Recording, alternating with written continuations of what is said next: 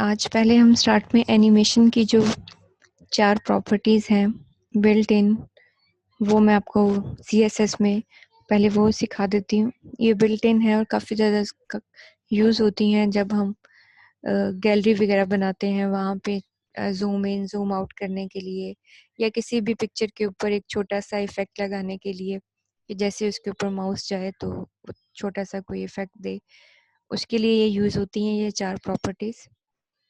उससे पहले मैं ग्रेडियंट के बारे में थोड़ा-सा बता दूँ आपको।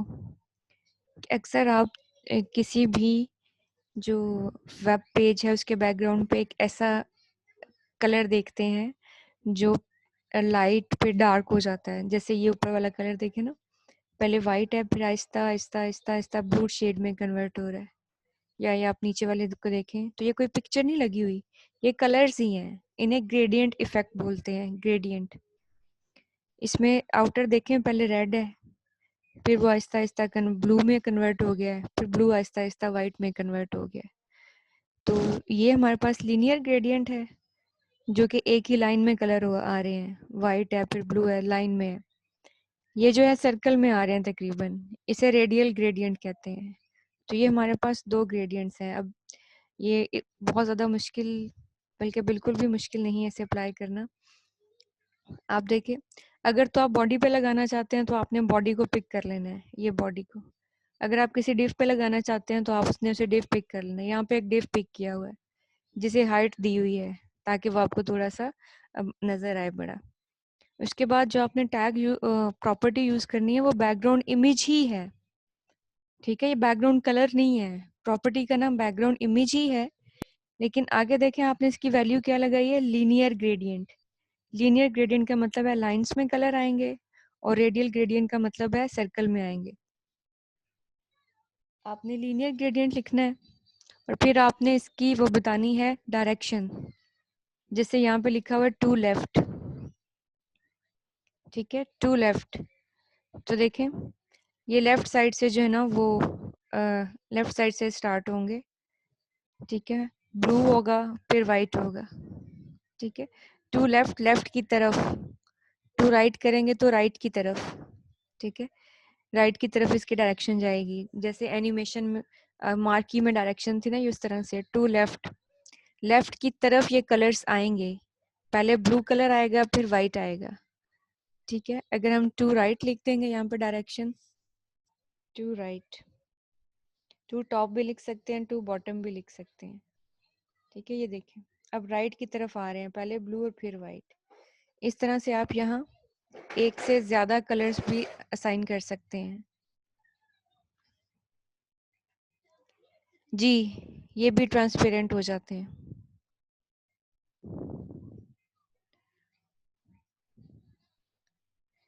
आप इसमें एक से ज़्यादा कलर्स भी, जितने कलर्स भी असाइन करेंगे वो यहाँ पे आ जाएंगे। जैसे यहाँ पे हम रेड लिख लेते हैं,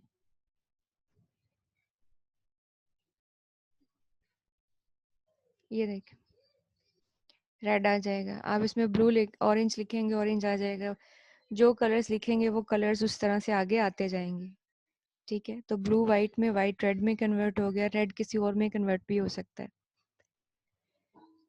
इसी तरह से ये ये रेडियल ग्रेडियंट है। इसमें वाइट, ब्लू, रेड, जो सबसे पहला कलर लिखा होता है ये इनर में होता है, फिर उसके बाद आउटर कलर्स आ जाते हैं। क्योंकि इसकी शेप रेडियल में होती है ना, पहला कलर जो है वो इनर है, फिर आउटर आ जाते हैं, ठीक है। तो ये आपके पास जो है ना ये ग्रेडियंट इफेक्ट्स हैं। ठीक हो गया, ये बस इतना ही था। उसके बाद ये वो 4 प्रॉपर्टीज हैं एनिमेशंस की। जैसे ये प्रॉपर्टी है ना, अब क्योंकि इसके पीछे ग्रेडियंट लगा हुआ था इसलिए मैंने पहले ग्रेडियंट बता दिया आपको। अब इसके पीछे ग्रेडियंट लगा हुआ है और वो बॉडी में लगा हुआ है, ठीक है। अब ये देखिए, ये कौन सी प्रॉपर्टी है, रोटेट। लेकिन बाय डिफॉल्ट भी ये रोटेट हो रहा है ना, जैसे आप पिक्चर्स को रोटेट नहीं करते, ये उस तरह से। आप ये हेलो जो अंदर लिखा हुआ ना उसको नोट कीजिएगा, ये, ठीक है। इसको हम ज़्यादा रोटेट भी कर सकते हैं और इसको फुल रोटेट भी कर सकते हैं। ये अभी हमने इसके पीछे जो एंगल जो है ना वो 90 डिग्री लगाया होगा, इसलिए ये सिर्फ 90 डिग्री पे रोटेट हुआ है। 180 लगा सकते हैं, 270, 360, जितना एंगल देंगे उतने एंगल पे रोटेट हो जाएगा। ठीक, और ये किस तरह से लगाया, किस तरह से है, इसमें पहले बॉडी में देखें तो एक सिर्फ डिफ बना हुआ है, उस डिफ के अंदर एक चीज लिखी हुई है हेलो, जैसे यहाँ पे आप देख रहे हैं एक डिफ बना है, डिफ के अंदर हेलो लिखा हुआ है। और यहाँ पे बॉडी में देखें background image linear gradient to bottom blue white, bottom की तरफ आ रहा है ये कलर, लीनियर ग्रेडियंट लगाया हुआ है।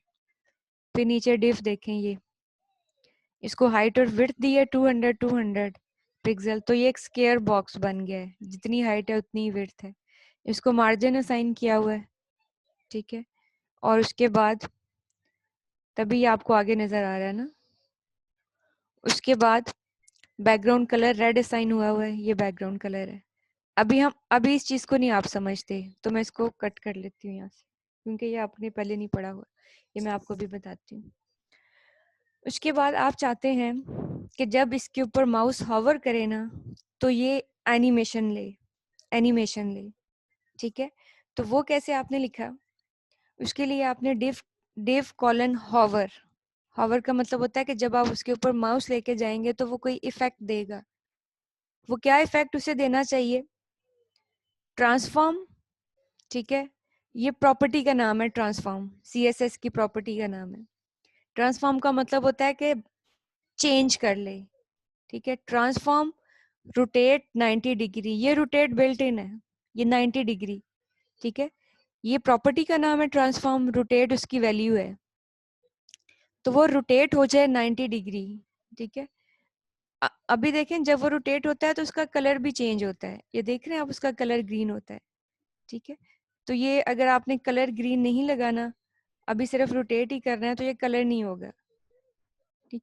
और यहाँ पे लिखा हुआ है ट्रांजिशन, जैसे ऊपर लिखा हुआ था, इस ट्रांजिशन को भी मैं यहाँ से कट कर देती हूँ, ठीक है। अभी मैंने इतना ही लिखा है, ये सारा कोड तो आप समझते हैं ना। हाइट दी है, विड्थ दी है, मार्जिन दिया है, डिस्प्ले उसका ब्लॉक किया है, और बैकग्राउंड कलर रेड किया है, और माउस हॉवर करने पे वो क्या हो जाए, रोटेट हो जाए 90 डिग्री। अब देखिएगा ये इफेक्ट कैसे आता है, मैं रिफ्रेश करती हूँ। अब आप देख रहे हैं माउस हॉवर किया और रोटेट हो गया, ठीक है। आपको ये चीज एक एनिमेशन नहीं लगी, पहले वो ऐसे था, फिर वो माउस हॉवर करने से वो डायरेक्ट रोटेट हो गया, देख रहे हैं आप, डायरेक्ट रोटेट हो गया। अब हम चाहते हैं कि ये जो चेंज आया है ना इसका, ठीक है, ये इस तरह से जो 90 डिग्री रोटेट हुआ है ना, ये बदल तो हो गया है, 90 डिग्री रोटेट हो गया है, ये चीज हमें एक खास स्पीड से नजर आए, ठीक है, एक खास स्पीड से, क्योंकि ये तो फौरन हो जाती है।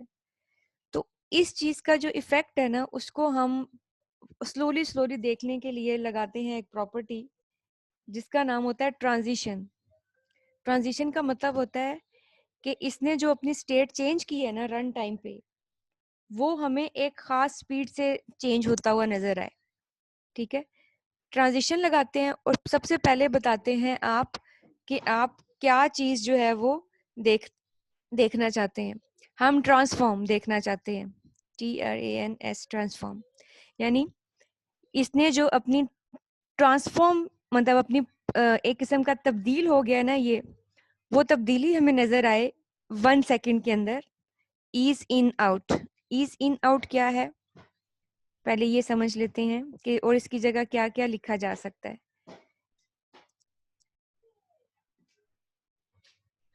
ईज इन आउट की जगह पे ये सारी इसकी वैल्यूज हो सकती हैं। Linear, ease, ease in, ease out, ease in out. Linear का मतलब है कि जो हमें वो एनिमेशन बनती नजर आएगी ना, वो स्टार्ट और एंड सेम स्पीड उसकी कांस्टेंट रहे, ठीक है, वो एक ही स्पीड से आपको नजर आएगी। ईज जो कि डिफॉल्ट वैल्यू होती है, अगर हम कुछ भी ना लिखें यहाँ पे तो बाय डिफॉल्ट ईज होगा। इसका मतलब क्या है, the animation has a slow start, then fast, then end slow.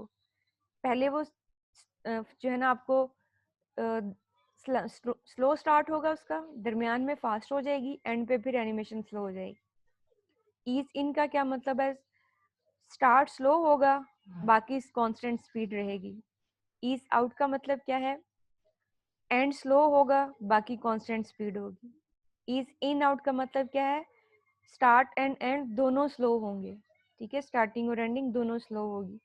ये वैल्यूज हम यहाँ पे लिख सकते हैं कि आपको एनिमेशन जो है वो किस तरह से नजर आनी चाहिए और ये टाइम है कितने टाइम में, ठीक है। और ये कौन सी प्रॉपर्टी के अंदर आप चेंज देखना चाहते हैं ट्रांजिशन के साथ, हम ट्रांसफॉर्म में देखना चाहते हैं, ठीक है। हमने ये लगाया, अब देखिएगा क्या होगा। मैं रिफ्रेश करती हूँ, जो हमें फौरन नजर आ रहा था ना चेंज, वो हमें एक स्पीड से नजर आ, मतलब बाकायदा चेंज होती हुई चीज नजर आ रही है, ठीक है। जैसे अक्सर हमने मेन्यू बार में देखा था ना कि हम जब हॉवर किया था तो कलर चेंज होता था चीजों का, वो कलर फौरन ही चेंज हो जाता है। अगर आप चाहते हैं कि वो कलर आपको भी आहिस्ता आहिस्ता चेंज होता नजर आए तो वहां पे भी आप ये ट्रांजिशन लगा सकते हैं और मतलब अच्छा इफेक्ट आता है। अच्छा, अगर हम यहाँ पे हॉवर करते हैं तो इसका बैकग्राउंड कलर फिलहाल चेंज नहीं हो रहा। अगर हम चाहते हैं कि हॉवर करने से इसका बैकग्राउंड कलर भी चेंज हो जाए,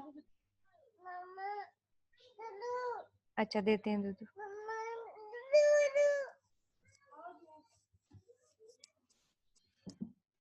तो हम इसका बैकग्राउंड कलर भी अगर चेंज करना चाहते हैं तो वो भी हम यहाँ पे चेंज कर देते हैं। ये येलो,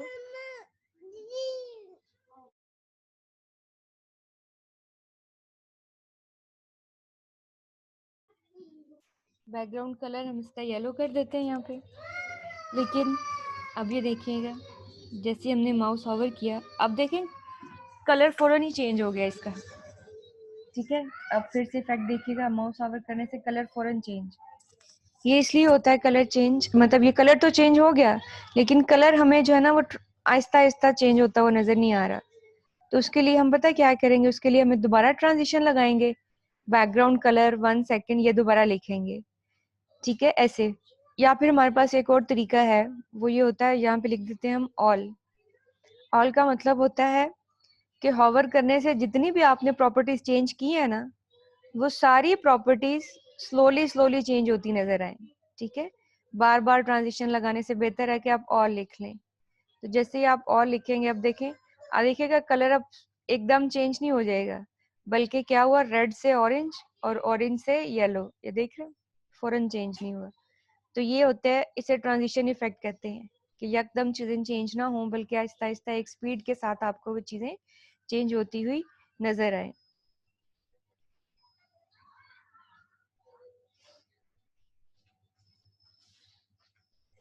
जी, सब लाइन पे बेशक कर लें, ये कोड पहले से लिखा हुआ है, मैं तो इसलिए यहाँ पे समझा रही हूँ, ठीक है। और यहाँ पे मुझे बस ये आपको ट्रांसफॉर्म प्रॉपर्टी का नाम है और ये ट्रांजिशन का पता होना चाहिए, ठीक। अब एक चीज और, कि जब आपने माउस, अब आप नोट कीजिएगा कि जैसे मैं माउस लेके जा रही हूँ तो चीजें स्लोली चेंज हो रही हैं। जैसे मैंने माउस वापस किया, मेरे माउस वापस करने से क्या होता है कि वो एकदम वापस, एकदम से वापस आ जाती है अपनी ओरिजिनल हालत में। देखिए, आप गौर करिए, माउस लेके गए तो स्लोली से चेंज हुआ, अब मैं माउस वापस लेके जा रही हूँ तो एकदम से आ गया। अगर आप चाहते हैं कि ये जो ओरिजिनल बिहेवियर है ना इसका, वो भी आपको स्लोली स्लोली नजर आए जब आप माउस वापस लेके जाएं, तो हम यहाँ से ये कॉपी कर लेंगे। कॉपी करने के बाद जो इसका ओरिजिनल बिहेवियर तो ये है ना, ओरिजिनल पोजीशंस वगैरह ये है, ओरिजिनल बैकग्राउंड कलर इसका रेड था, तो हमने यहाँ पे भी ये प्रॉपर्टी सेव कर ली कि जब वो हॉवर करने पे जो चीजें चेंज हो रही हैं वो भी इसी स्पीड से नजर आए, और जब आप हॉवर वापस करेंगे तो फिर ये वाला कोड चलेगा। तो ये भी उसी तरह से आपको स्पीड से, मतलब एक खास स्पीड से जो है वो चीजें चेंज होती नजर आए। यही एनिमेशन प्रॉपर्टी है ना, कि एक चीज जब दूसरे में चेंज होती है, अगर वो स्लोली स्लोली चेंज हो रही है डेट्स मीन उसके कहते हैं एनिमेशन, अगर वो एकदम चेंज हो जाती है तो एनिमेशन तो नहीं कहलाती। अब देखिए, माउस लेके गए, स्लो स्पीड से चेंज हो रही है, माउस वापस लेके आए तो स्लो स्पीड, उसी स्पीड से, ठीक है।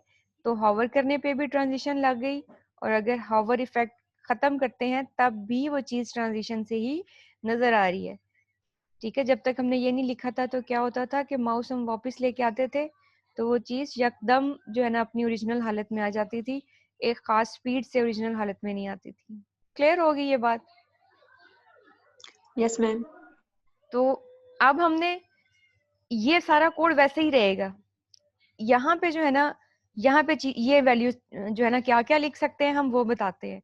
रोटेट का इफेक्ट आपने देखा कि ये रोटेट होता है, और मैंने आपको बताया कि यहाँ आप जो है ना वो एंगल भी चेंज कर सकते हैं। मैं 360 करूंगी ना, 360 में आपको पता है कि ये पूरा ही रोटेट हो जाता होता है, देखना हेलो है ना, पूरा रोटेट होके वापस हेलो बन जाएगा, क्योंकि पूरा रोटेट हो गया ना 360 डिग्री।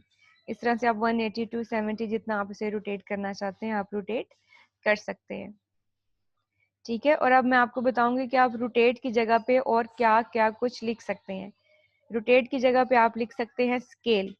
देखें बाकी सारा code same as it is वैसा ही रहेगा, सिर्फ यहाँ पे रोटेट की जगह पे क्या आ गया है, स्केल। स्केल, और स्केल में अब आप खुद मुझे बताएंगे कि स्केल में आपने क्या चेंजेस देखी है। स्केल में जैसे ही माउस होवर किया तो क्या चेंज नजर आया आपको?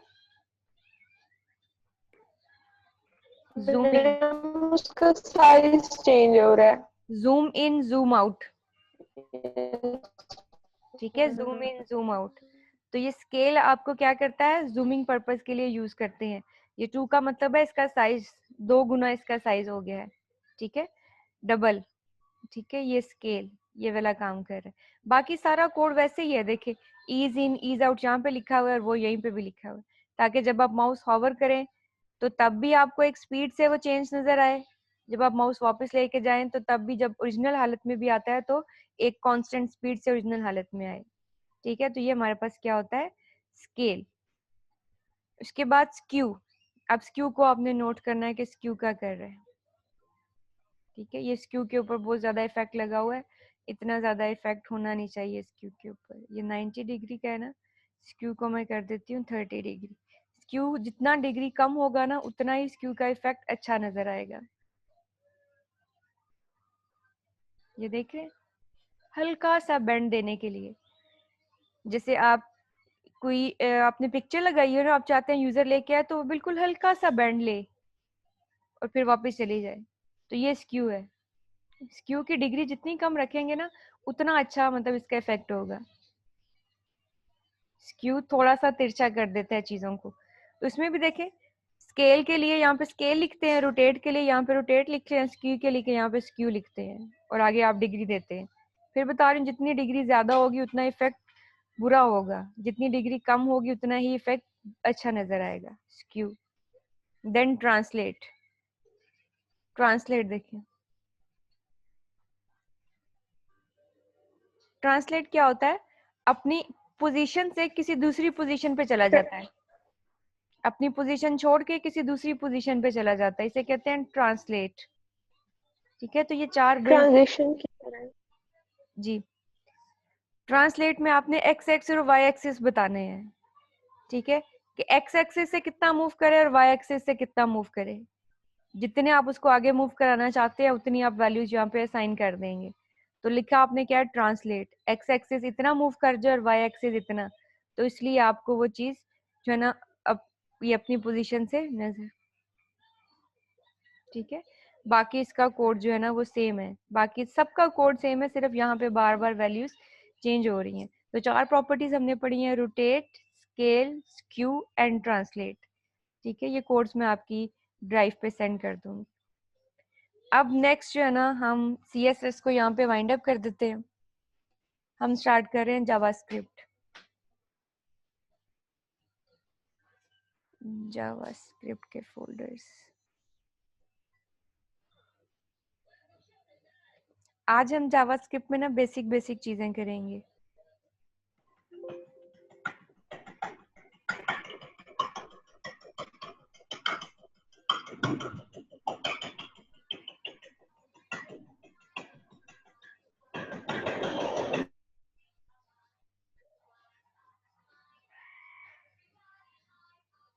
पहले मैं एक स्क्रीनशॉट ले लूं।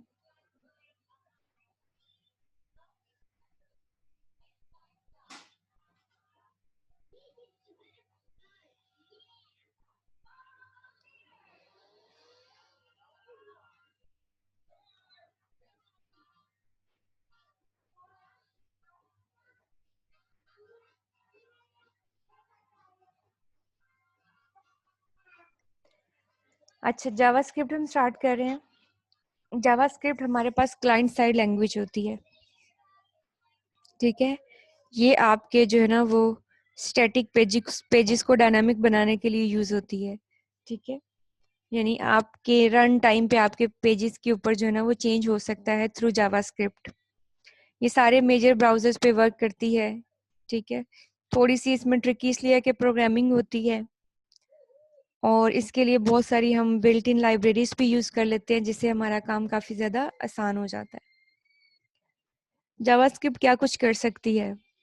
जावास्क्रिप्ट जो है ना वो आपके रन टाइम पे आपके HTML के एलिमेंट्स को चेंज कर सकती है, आपका इंटरफेस ज्यादा मतलब अट्रैक्टिव बनाती है, और वैलिडेशंस परफॉर्म करती है। जैसे हमने वो HTML की भी कुछ वैलिडेशंस देखी थी ना, तो जावास्क्रिप्ट में भी वैलिडेशंस परफॉर्म कर सकते हैं। रिक्वायरमेंट क्या है जावास्क्रिप्ट सीखने के लिए? कि आपको HTML और CSS का पता होना चाहिए, आपको किसी भी टूल का पता होना चाहिए, ड्रीम वीवर या नोटपैड प्लस प्लस या सबलाइम, ठीक है। तो आप इजीली जो है ना वो इसे कर सकते हैं। आप जावास्क्रिप्ट के अंदर सबसे पहले देखते हैं हम कि जावास्क्रिप्ट का हमने कोड लिखना कहाँ पे है। जावास्क्रिप्ट का कोड लिखने के लिए यहाँ पे मेंशन,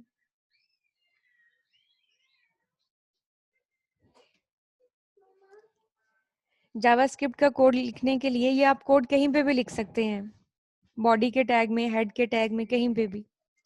उसके लिए आपने स्क्रिप्ट का टैग लगाना है, स्क्रिप्ट। अगर आप ये कोड अपनी HTML की फाइल के अंदर लिख रहे हैं तो आपने स्क्रिप्ट का टैग लगाना है, और उसके अंदर आप अपना जावास्क्रिप्ट का सारा कोड लिखते हैं। ठीक हो गया? या दूसरा तरीका क्या है कि आप जावास्क्रिप्ट की एक एक्सटर्नल फाइल भी बना सकते हैं। आप एक नई फाइल बनाएं, आप उसको सेव करें .js से, .js, js का मतलब है जावास्क्रिप्ट, ठीक है। और इसके अंदर आपने स्क्रिप्ट का टैग नहीं लगाना, इसके अंदर डायरेक्ट आप अपना कोड लिखें। जैसे CSS की आप अलग फाइल बनाते थे ना, तो वहां पे आप स्टाइल का टैग तो नहीं लगाते थे एक्सटर्नल CSS में। हाँ, जो आपकी अपनी फाइल है ना, जहाँ पे आप जावास्क्रिप्ट का कोड यूज करना चाहते हैं, HTML की फाइल, वहां पे आपने क्या करना है, स्क्रिप्ट सोर्स इक्वल टू अपनी उस जावास्क्रिप्ट की फाइल का पाथ दे देना है, ठीक है। या अगर वो सेम फोल्डर्स में पड़ी है तो जस्ट आप उसका नेम लिख देंगे यहाँ पे, ठीक है। तो सबसे पहले जावास्क्रिप्ट में कोई भी आपने मैसेज डिस्प्ले करवाना है तो आप कैसे डिस्प्ले करवाते हैं? उसके लिए दो तरीके हैं, एक तो अलर्ट बॉक्स है और एक डॉक्यूमेंट डॉट राइट है। तो ये हम थोड़ा थोड़ा साथ कर लेते हैं।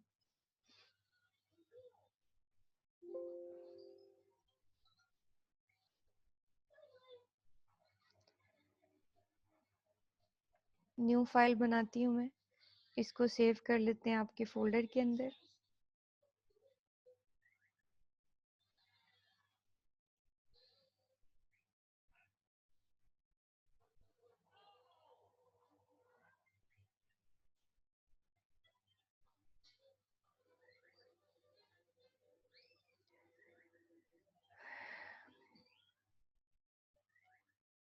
learnj.html,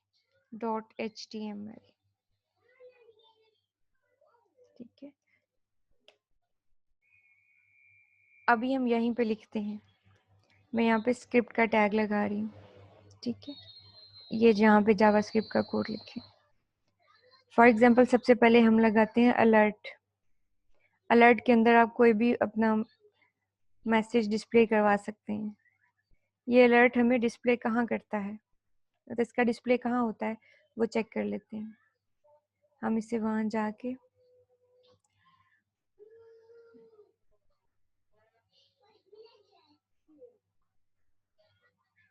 ये देखें अलर्ट कहाँ डिस्प्ले हुआ है, यहाँ पे। तो ये अलर्ट बॉक्स होता है आपका। ओके करें, आप यहाँ पे आ जाएंगे, ठीक है। ये अलर्ट बॉक्सेस जैसे पॉपअप बॉक्सेस होते हैं ना, ये वो बॉक्स है, अलर्ट बॉक्स डिस्प्ले होता है। हम ज्यादा अलर्ट यूज नहीं करते, इसलिए कि बार बार यूजर को माउस ले जाके वहां पे क्लिक करना पड़ता है। तो हम ये नहीं चाहते कि अलर्ट बॉक्सेस ज्यादा हो। हम यूजर को कोई मैसेज डिस्प्ले करवाना होता है ना, तो हम यहीं पे लिखते हैं, यहाँ पे। तो जावास्क्रिप्ट के थ्रू आप वेब पेज के ऊपर कैसे लिख सकते हैं थ्रू जावास्क्रिप्ट? उसके लिए आप करते हैं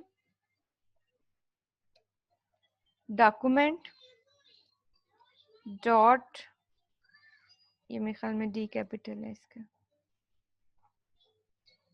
चेक कर लेते, स्मॉल ही है।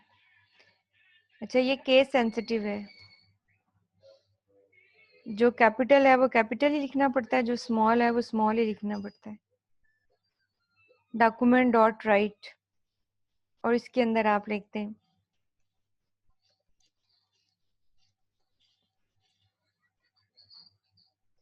स्ट्रिंग अपनी,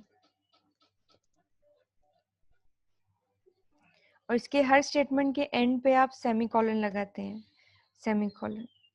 ठीक है, ये देखिए, ये यहाँ पे लिखा आ जाएगा। तो थ्रू जावास्क्रिप्ट अगर आपने स्क्रीन के ऊपर कुछ लिखना हो तो आप कैसे लिखते हैं, डॉक्यूमेंट डॉट राइट में। जैसे आप सी आउट नहीं करते, उसमें C++ में सी आउट करते हैं, ये उसी तरह से है। ये यहाँ पे यूज होता है डॉक्यूमेंट डॉट राइट। ठीक है, और उसके बाद अगर आपने कमेंट्स लगाने हैं तो आप यूं लग सिंगल लाइन, और ये मल्टी लाइन, ये वैसे ही है जैसे दूसरी लैंग्वेजेस में। ये कमेंट हो गया। कमेंट्स क्या होते हैं, जो कि आपके कंपाइल नहीं होते।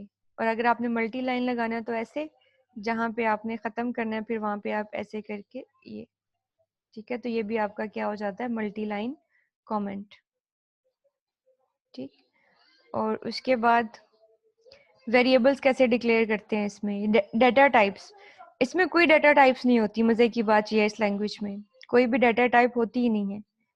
इसमें हमें ऐसे नहीं लिखना पड़ता इंटीजर बनाने के लिए कि हम लिखें, इंटीजर बनाने के लिए हम इंट लिखें, नहीं, इसमें इंटीजर फ्लोट ये होता ही नहीं है। फिर इसमें क्या होता है, इसमें जब भी आपने फॉर एग्जाम्पल वेरिएबल बनाना है तो एक तो आप VAR का वर्ड यूज कर सकते हैं ये वेरिएबल बनाने के लिए। वेरिएबल आपने x बनाया, x में आपने डाल दिया 9। ठीक है, तो अब आपने इसमें डाटा टाइप नहीं बताई कि ये इंटीजर है, इसलिए कि इसमें डाटा टाइप्स होती ही नहीं है। आप जब वेरिएबल बनाते हैं, जिस टाइप का आप इसमें डाटा डालेंगे ना, वेरिएबल ऑटोमेटिकली उसी टाइप का हो जाएगा। जैसे मैंने इसमें 9 डाला तो x क्या बन गया, इंटीजर ऑटोमेटिकली। अगर मैं x के अंदर डाल देती नेम तो x क्या बन जाता, string type, automatically string type. अगर मैं x में डाल देती 9.5, x क्या बन जाता, फ्लोट। तो जिस टाइप का डाटा हम वेरिएबल में डालेंगे, वेरिएबल ऑटोमेटिकली उसी टाइप का बन जाएगा। यहाँ ये फायदा है। जैसे मैंने यहाँ 9 डाला ना, और अगर मैंने इस 9 को डिस्प्ले करवाना है तो मुझे डिस्प्ले करवाने के लिए क्या लिखना पड़ेगा, डॉक्यूमेंट, क्योंकि डिस्प्ले करवाने के लिए डॉक्यूमेंट डॉट राइट ही। अब मुझे x को डबल कोट में नहीं लिखना, क्यों, डबल कोट्स के अंदर क्या लिखी जाती है, स्ट्रिंग। मैं x एज ए, हाँ, x एज इट इज लिख दूंगी। ठीक है, क्योंकि ये एक वेरिएबल है, वेरिएबल को एज इट इज लिखा जाता है। अब देखिए 9 इसके आगे। ठीक है, तो सामने 9 डिस्प्ले हो गया। अगर हम चाहते हैं, इसको मैं कोट्स में कर देती हूँ, अगर हम चाहते हैं कि यहाँ पे लिखा हुआ है माई वैल्यू इज, और फिर x हो, और फिर हम यूज करते हैं plus operator. Plus operator for concatenation, जैसे सी आउट में आप लोग ये वाला यूज करते थे ऑपरेटर, यहाँ पे प्लस ऑपरेटर है फॉर कंकैटिनेशन।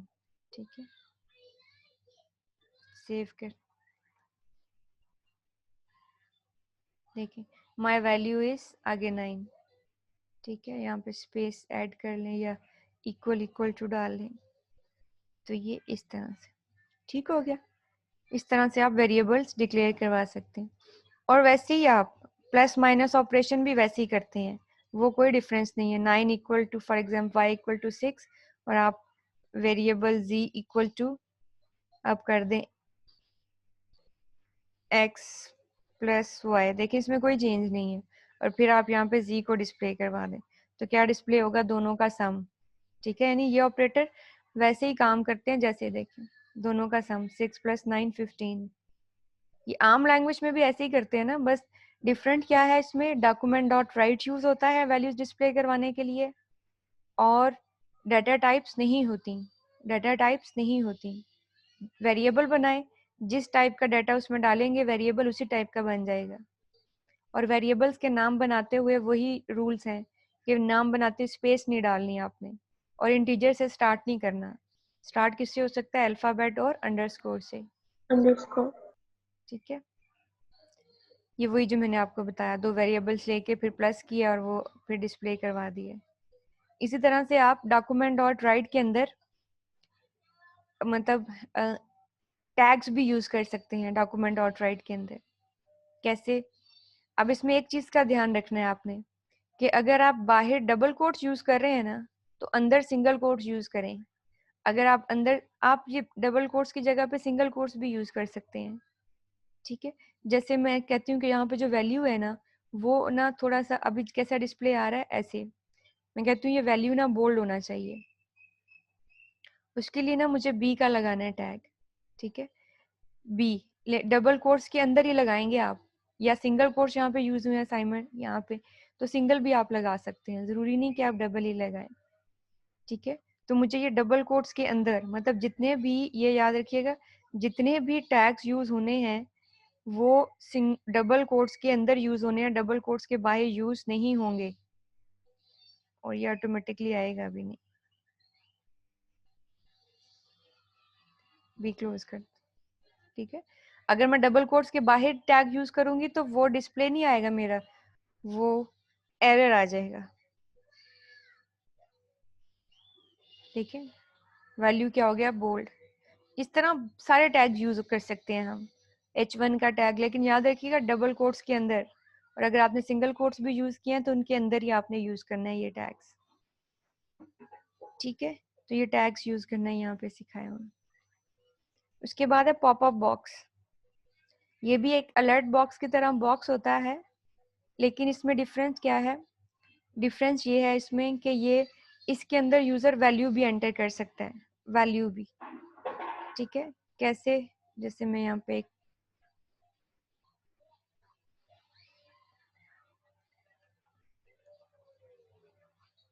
एक प्रॉम्प्ट बॉक्स बनाया और हमने लिखा यहाँ पे एंटर यूर नेम।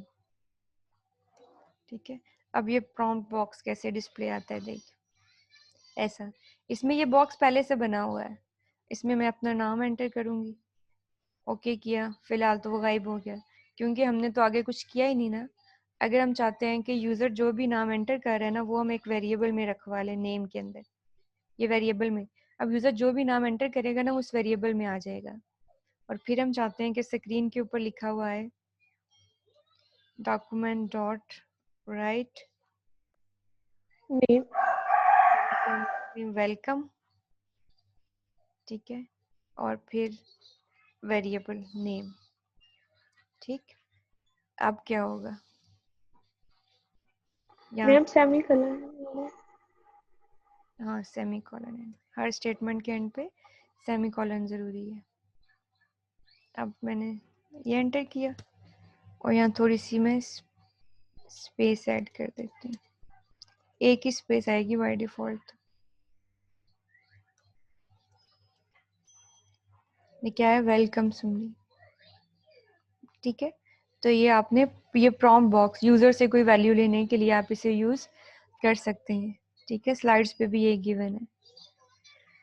फिर इसमें ऑपरेटर्स वैसे ही हैं, प्लस माइनस डिवीजन मल्टीप्लिकेशन, ये सारे ऑपरेटर्स वही वही हैं जो आम लैंग्वेजेस में होते हैं। ये कौन सा ऑपरेटर है, ये 2++ जो है इंक्रीमेंट, और ये कौन सा ऑपरेटर है, डिक्रीमेंट ऑपरेटर, पढ़ा होगा ये आपने। इफ एल्स भी वैसे ही लगते हैं, इफ एल्स में कोई फर्क नहीं है। उसी तरह से आप इफ लगाएं, अंदर कंडीशन लिखें, फिर ट्रू है तो ठीक, अगर फॉल्स है तो मतलब एल्स में आप एल्स लगा लें। ठीक है, मतलब ऐसे ही इफ एल्स लगेगी जहाँ पे हमें जरूरत पड़ेगी, हमें कोई इफ एल्स का कोई नया तरीका नहीं होगा यहाँ पे। ये चीजें अभी हम देख रहे हैं ना, फिर हम इन्हें यूज करेंगे कि इफ एल्स लगानी है तो ऐसे ही हमने लगानी है कि यहाँ पे इफ लगा लेंगे, अंदर कंडीशन और फिर एल्स। अच्छा, इफ के अंदर ना अक्सर मैं आपने ये ऑपरेटर पढ़ा होगा, ये वाला, इसका क्या मतलब है, अगर दोनों इक्वल है। आपने ये भी पढ़ा होगा, ये वाला ऑपरेटर, इसका क्या मतलब है, अगर दोनों इक्वल नहीं है। क्या आपने ये ऑपरेटर पढ़ा हुआ है, 3 इक्वल पढ़ा हुआ है ये ऑपरेटर? बोलें तो।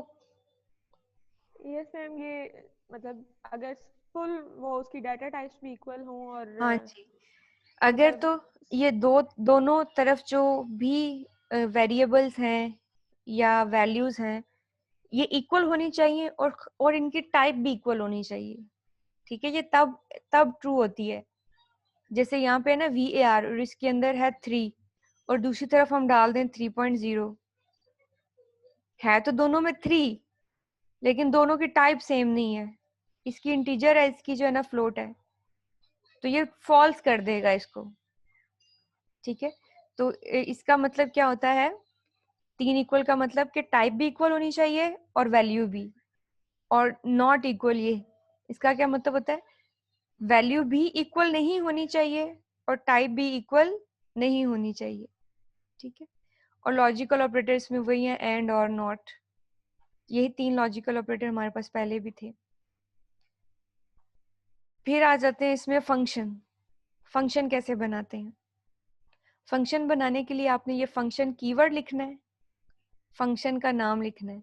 फंक्शन की कोई रिटर्न टाइप नहीं लिखनी, फंक्शन की कोई भी रिटर्न टाइप नहीं होती इसमें। क्यों? क्योंकि इसमें डाटा टाइप्स होती ही नहीं है। और अंदर आप फंक्शन में जो भी आपने फंक्शन से काम कराना है वो काम लिखेंगे।